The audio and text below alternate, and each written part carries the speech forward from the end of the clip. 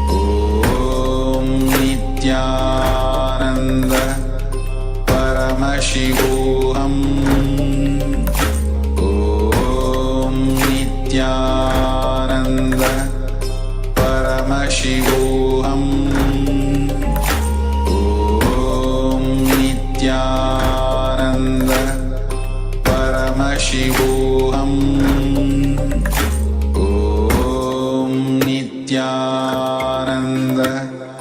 Paramashivoham Om Nithyananda.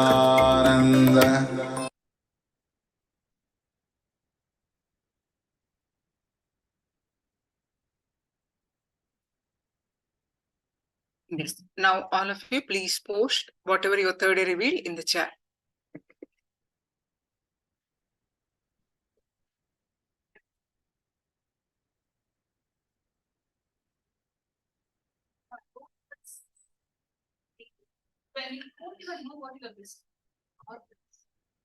Please post whatever your third eye revealed in the chat.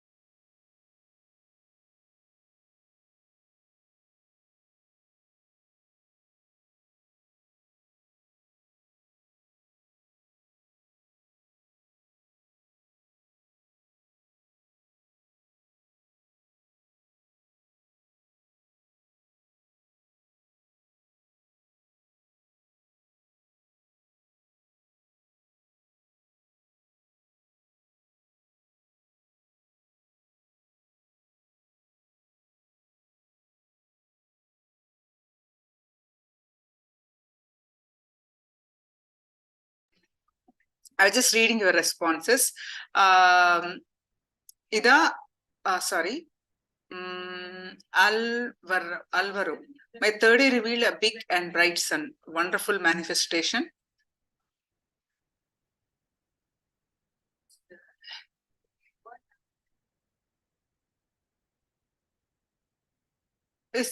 Ida is kind of a, I can say, it looks like you saw something, but close, but you could not express it. It looks like it. Eugene and Andre, okay, partial manifestation. Still can't hear? Can't hear me? Am I audible? Oh.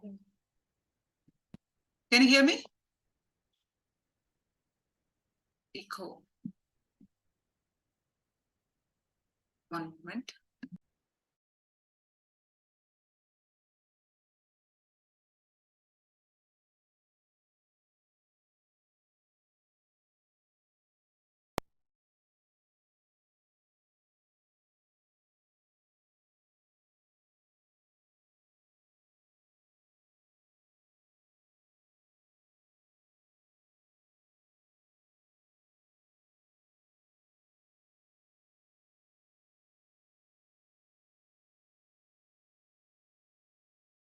All right. So good. Now let's enter into the Jnana sessions today.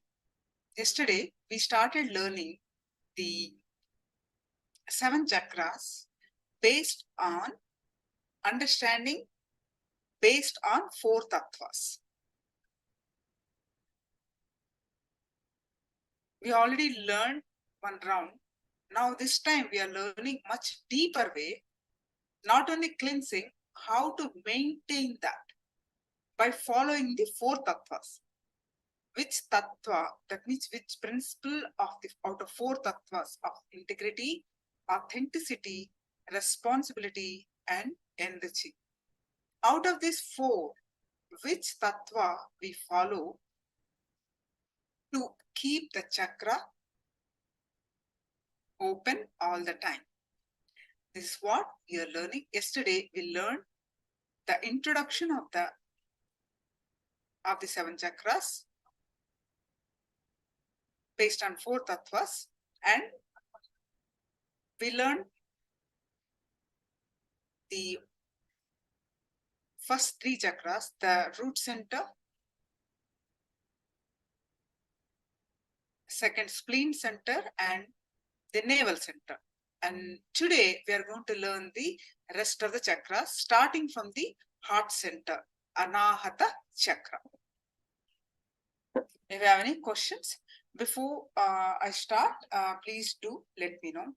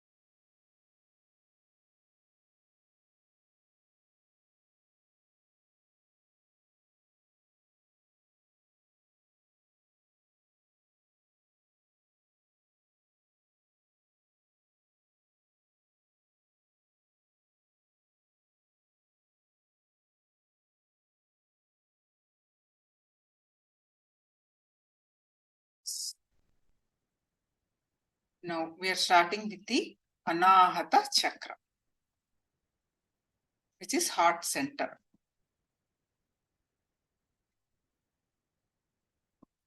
So you have already learned this chakra before. Anahata Chakra is blocked by attention need, constantly demanding attention and putting blame on others and feeling powerlessness, feeling unloved all the time, no self-worth, feeling nobody loves me, I'm left alone. Are you able to relate with what I'm saying? Nobody cares for me. Nobody loves me.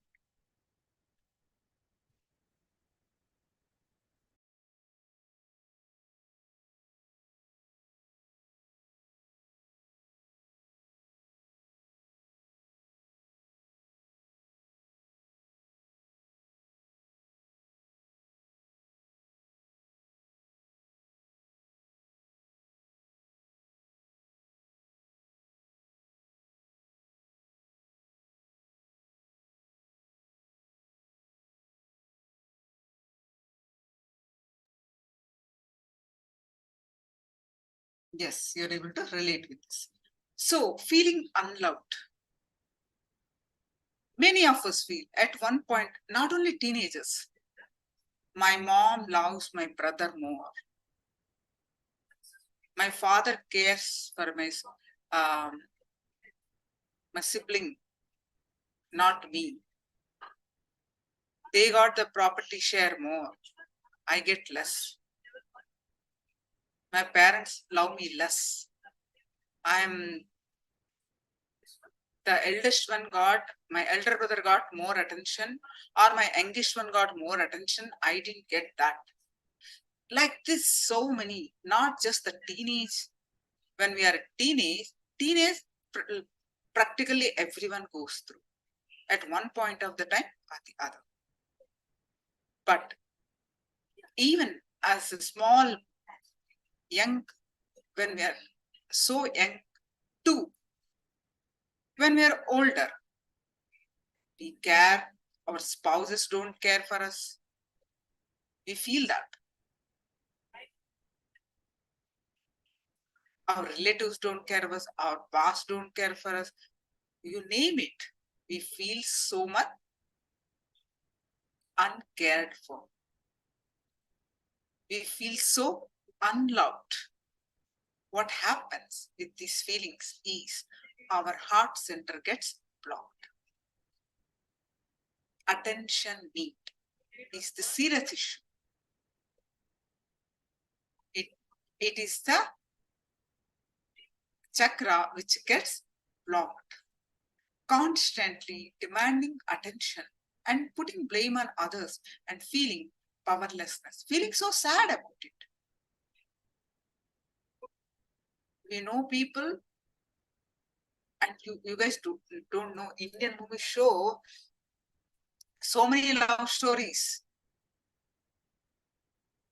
on teenage and going to the extreme of committing suicide. That's serious. So that attention need blocks the Anahata chakra. Technique awaken this Anahata chakra is Mahamantra meditation. And you cleanse the chakra, then how to continue that is taking responsibility will continue. Taking responsibility is the solution.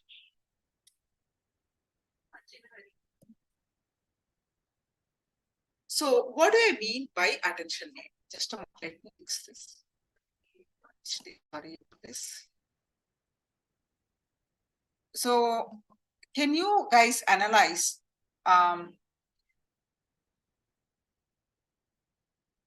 in what are all the areas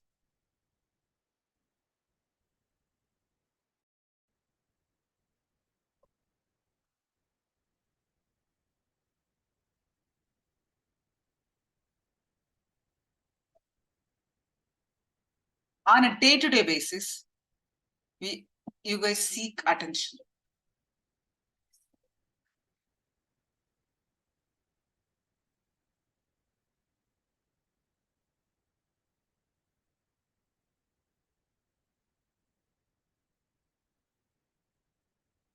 What do I mean by attention need?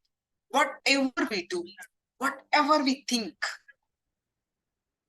we are subconsciously seeking concurrence or approval from the people around us in subtle way. Family members, spouse, children, or the colleagues, or even if you are traveling, even from the strangers. We may not even aware. Subconsciously, we are seeking approvals from people around us all the time. We are very keen that we should earn a good name from everyone. We may not do this in a very obvious fashion, but if you analyze deeply, you will not be at ease without the appreciation and endorsement of the people around you. This endorsement, this approval is what we call attention need.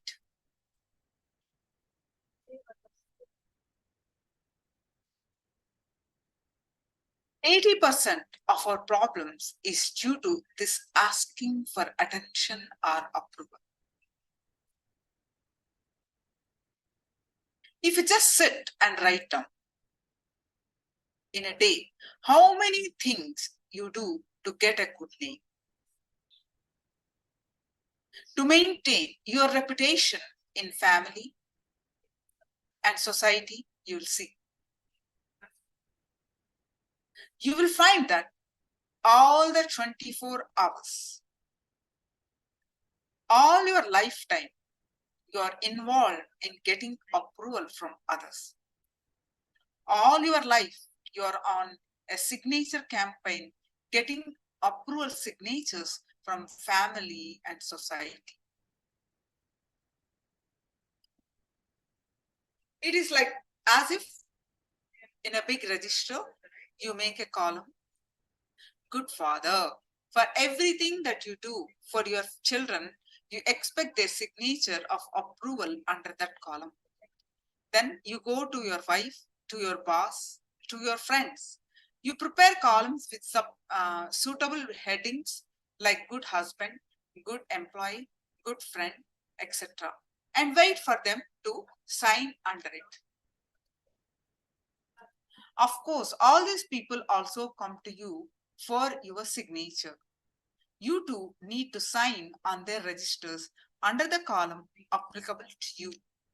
Unfortunately, this is not one-time effort. You repeat the signature collecting campaign almost every day. If you have seen children play, you might have seen them building castles with cards. They will place the cards at a certain angle to each other and build several layers of such patterns in a pyramid shape. It will be beautiful to look at. But if you remove even one card from the castle, from anywhere, the whole castle will collapse. The higher the castle, the more chances of collapsing. I'll just show the picture.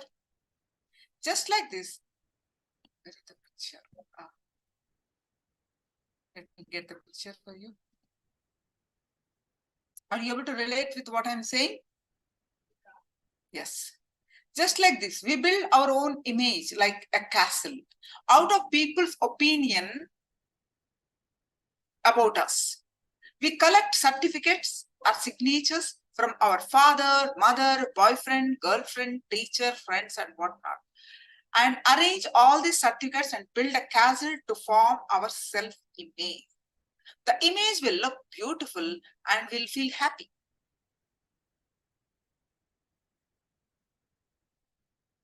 But even if one person withdraws their certificate, one comment,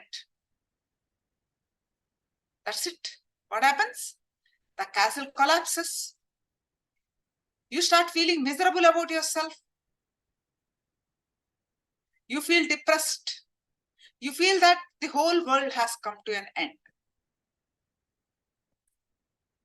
At least in the case of children, they build their castles with their own cards. But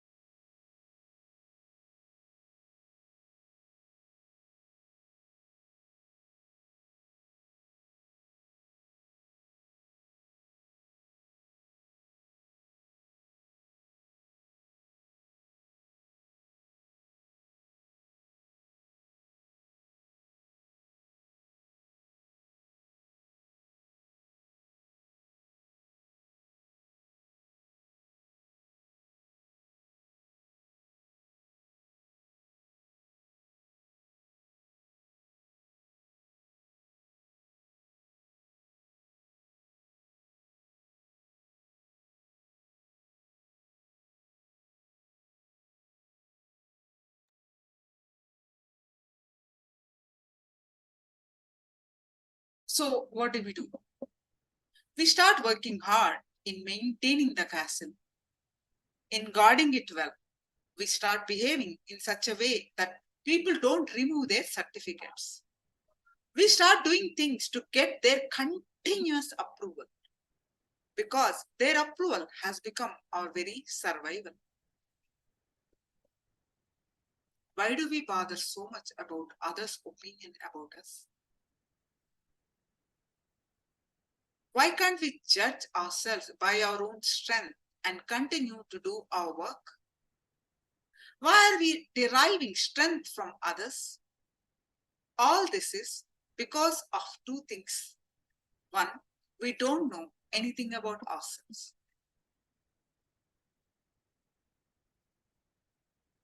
Isn't it? We know about ourselves only through others' opinion about us. Only through others' certificates. That's the first thing. Second thing is more important. When others give us their approval or attention, they are actually giving us energy to move on. Attention is energy. This is why we feel so boosted when they give us attention. So attention is nothing but energy, which keeps us in good spirits. Are you all with me?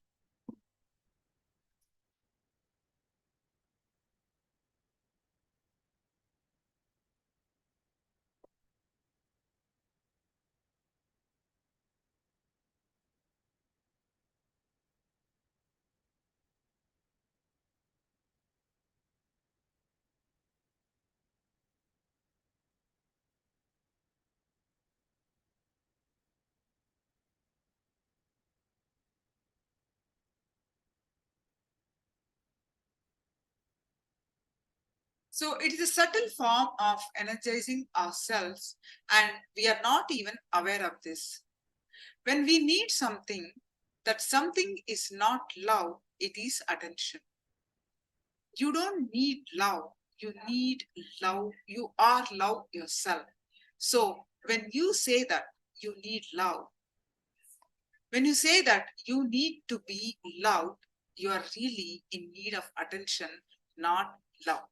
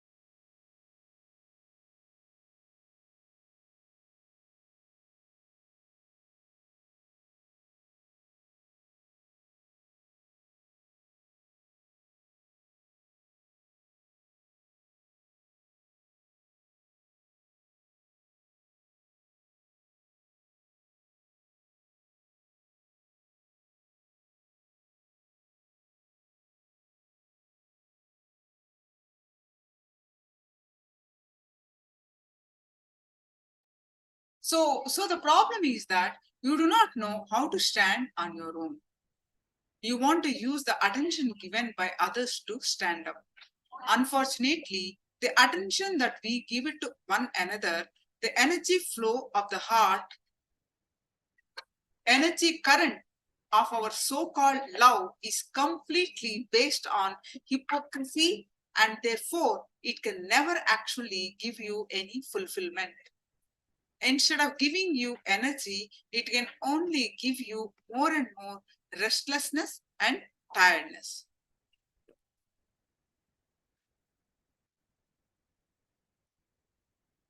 So, when we are seeking attention, we feel that we live in a world that is created and driven by others.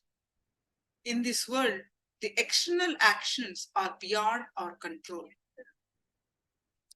and they determine our inner feelings.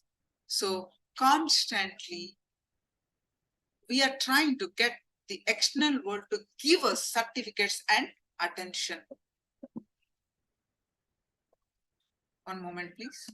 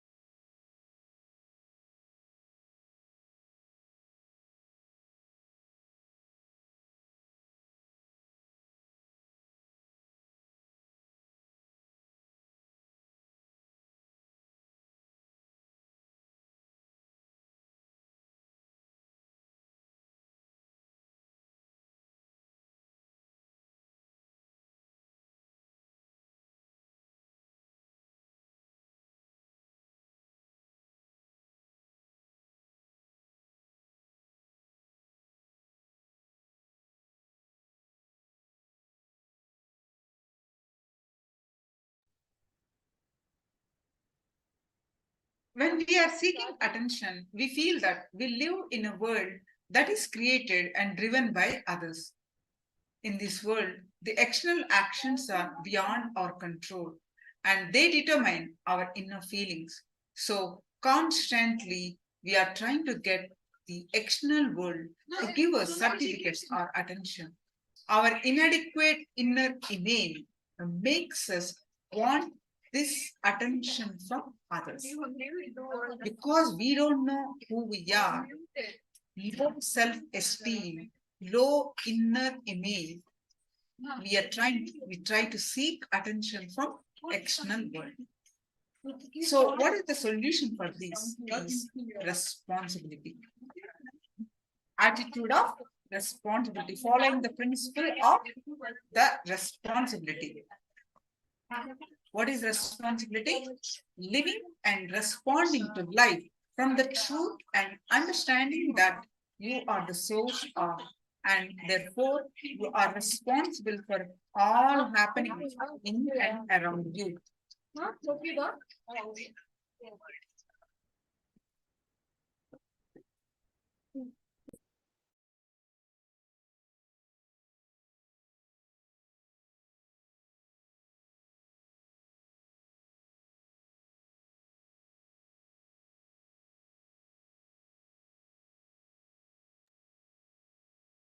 So this understanding gives you tremendous control over your own life, makes you a leader, and gives you the power to be a positive influence in the life of others.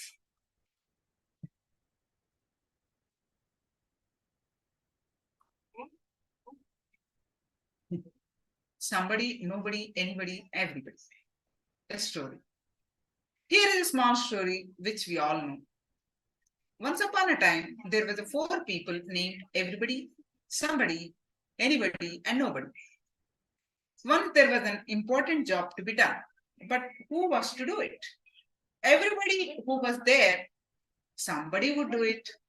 Anybody could have done it, but nobody did it. Somebody got angry about that because it was everybody's job. Everybody thought that anybody could do it, but nobody realized that everybody wouldn't do it. It ended up that everybody blamed somebody when nobody did what anybody could have done. A person who does not feel responsible even for his own actions lives like an animal. He lives in a very low level of consciousness. A person who feels responsible only for his own actions is a human being. He lives in a middle level consciousness. A person who takes responsibility even for others' actions is divine. He lives in leadership consciousness. Even though your actions are not responsible for something, taking responsibility even for others' inauthenticity and irresponsibility makes you a leader.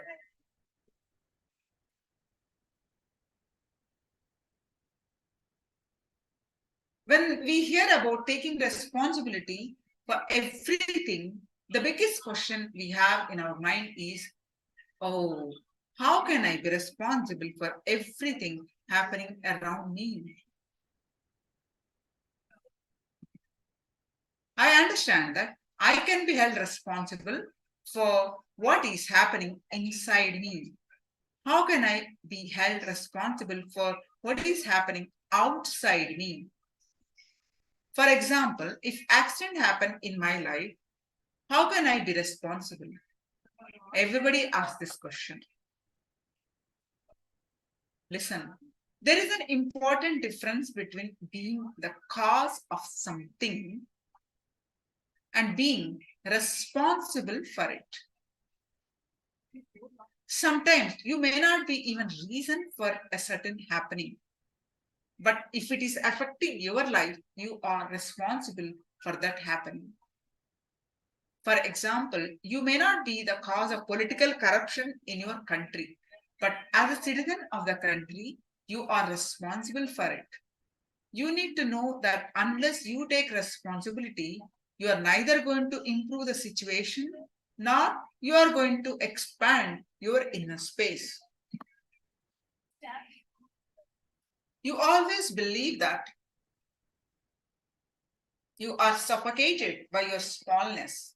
No, you are suffocated by your own bigness. Whenever bigness is demanded of you, whenever you feel you are being forced to expand, you shrink even further into your comfort zone. Your tiredness, your weakness, your powerlessness, all these are nothing but the resistance you have to seeing your own bigness.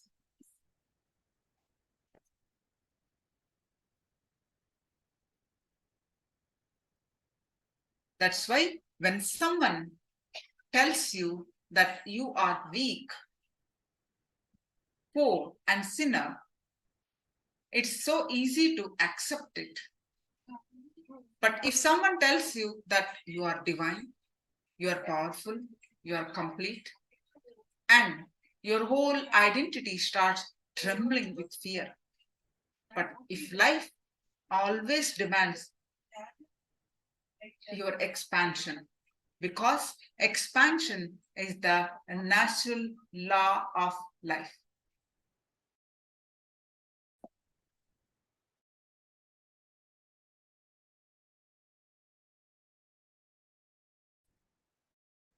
That's why you carry life in the form of life. The more you engage with the life, the greater the expansion that will be demanded of you.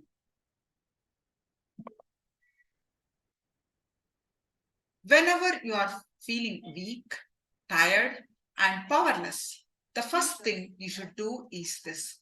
Immediately take on 10 responsibilities and commit to fulfill them within an impossibly short time. Shake your inner space so powerfully with that commitment that there will be no way for weakness and tiredness to grow inside you. We always feel that responsibility is a burden. No, it's a power. A responsibility directly leads you to leadership consciousness. As long as you feel responsible only for your family, you remain at the head of just your family. When you feel responsible for the community, you become a leader of the community. As your feeling of responsibility expands, your leadership quality also expands. The decision to feel responsible for the whole cosmos is enlightenment. Feeling responsible for the whole and declaring to live by your feeling is responsible declaration, known in Hindu spiritual practice as Nididhyasana. Responsible declaration unlocks the power of feeling in you. But the moment you hear that you are responsible for everything happening around you, you think, if I feel responsible for all the garbage on the streets, I will be stuck cleaning it up the whole day. I will not be able to do anything else. Please listen. I am not saying that if you feel responsible for the streets, you will need to clean it for them yourself. I'm also not saying that you will not clean them yourself. Anything may happen, but don't be afraid to dive into the feeling of responsibility just because of your imaginary complications. Don't stop yourself from feeling it at all. Complete with those imaginary complications. Take a little time to let this feeling to sink inside you and be in sync with your actions. It has to sink inside you and be in sync with your actions. Then responsibility will become synergy, a synchronized energy. Now take this exercise. Write down all the situations where you are seeking attention or approval from someone else. In each of these situations, ask yourself, what is it that you are looking for? Is there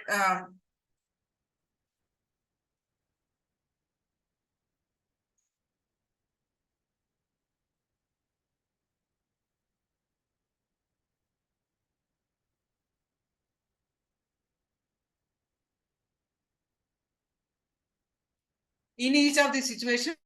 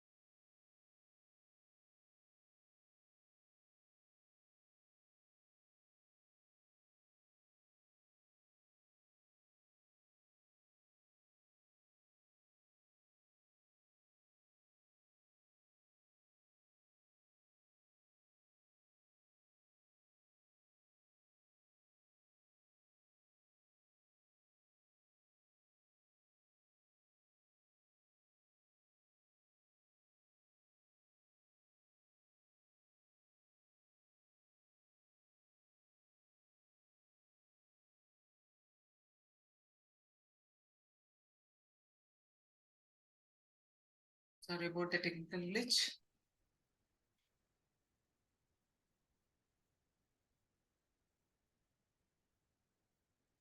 Yes. The next step is